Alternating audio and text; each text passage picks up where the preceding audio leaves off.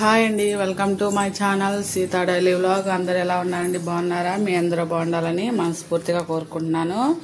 ఈరోజు ఆలు కుర్మా చేస్తున్నానండి. 2 మీడియం సైజు ఆలుగడ్డలు ఉడకబెట్టుకోవాలి. ఉడకబెట్టడం చూపించడం మర్చిపోయా. 2 మీడియం సైజు టమాటాలు, 1 ఉల్లిపాయ, 4 పచ్చిమిరకాయలు, అలాగే కొంచెం అల్లం ముక్క, ఎండు కొబ్బరి, కొంచెం జీడిపప్పులు, 1 స్పూను.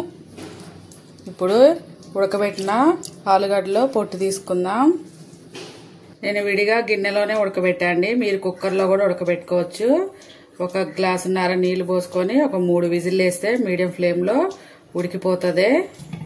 నేను మామూలుగా గిన్నెలోనే ఉడకబెట్టాను. ఇలా అన్ని పొట్టు తీసుకోవాలి.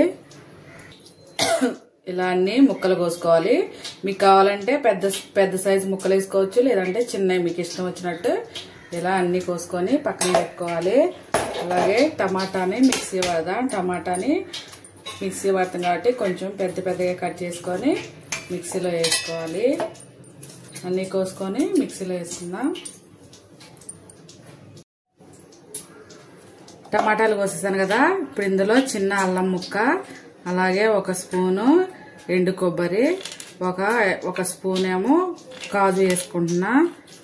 ఇప్పుడు దీన్ని మిక్సీ పట్టుకొద్దాం. అలాగే ఇక్కడ ఉల్లిపాయలు సన్నగా కట్ చేసుకుంటున్నా.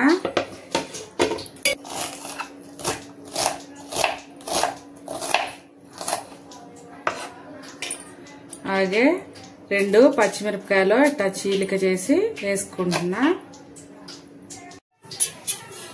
స్టవ్ వెలిగించి బాండి పెట్టి ఇందులో ఒక 2 స్పూన్ల నూనె వేస్తున్నా ఫుల్గా.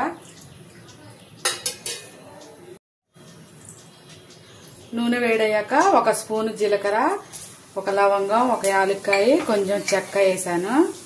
అవి కాగిపోయాక ఉల్లిపాయ మంచిగా ఫ్రై అవ్వాలి. ఇందులో 2 పచ్చిమిరపకాయలు, 1/2 స్పూను పసుపు. ఉల్లిపాయలు మంచిగా వేగిపోయినాయి కదా.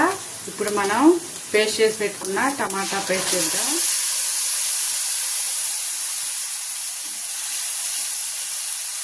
ఇది కొంచెం నూనె పైకి వచ్చేలాగా ఉడికించుకోవాలి సిమ్లో పెట్టుకొని.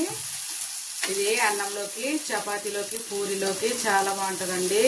ఎప్పుడైనా బగారా రైస్ చేసుకున్నా కానీ దానిలోకి కూడా చాలా బాగుంటుంది.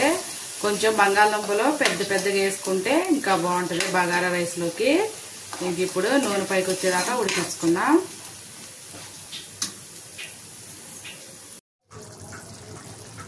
ఇప్పుడు ఇందులో రుచికి సరిపడ ఉప్పు, 2 టేబుల్ స్పూన్ల కారం, 1/2 స్పూన్ జీలకర్ర పొడి, 1/2 స్పూన్ ధనియాల పొడి వేస్తున్నా. రేపు వరలక్ష్మి వ్రతం కదండి, పనులన్నీ అయిపోయినాయా? అందరూ బిజీ కదా పనులతో. అందరూ క్లీన్ చేసుకోవాలి, షాపింగ్ చేయాలి. నేను కూడా క్లీన్ చేశానండి, కానీ వీడియో చేయలేదు. ఎందుకంటే నాకు వీడియో చేయటం రావట్లేదు సరిగ్గా, అందుకనే చేయలేదు. ఇది మంచిగా ఉడకాలి. ఇలా నూనె పైకి వచ్చేసాక ఇప్పుడు ఇందులో 1 గ్లాసు నీళ్లు పోస్తున్నా అండి. మీరు మీకు కావాల్సిన గ్రేవీకి వచ్చో అట్లా నీళ్ళు వేసుకోండి. ఇప్పుడు ఇది మరికిద్దాం కొంచెం సేపు. ఉప్పు కారాలు మీ టేస్ట్ తగ్గట్టు వేసుకోండి. సరిపోతుంది కదా.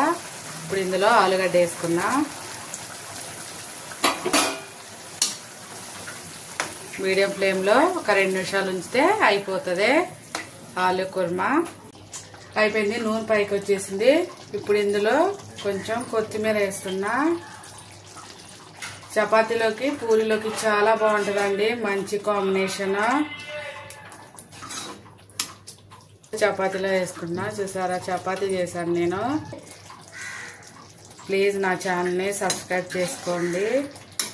అంతే, వేడి ఆలు కుర్మా చపాతీ.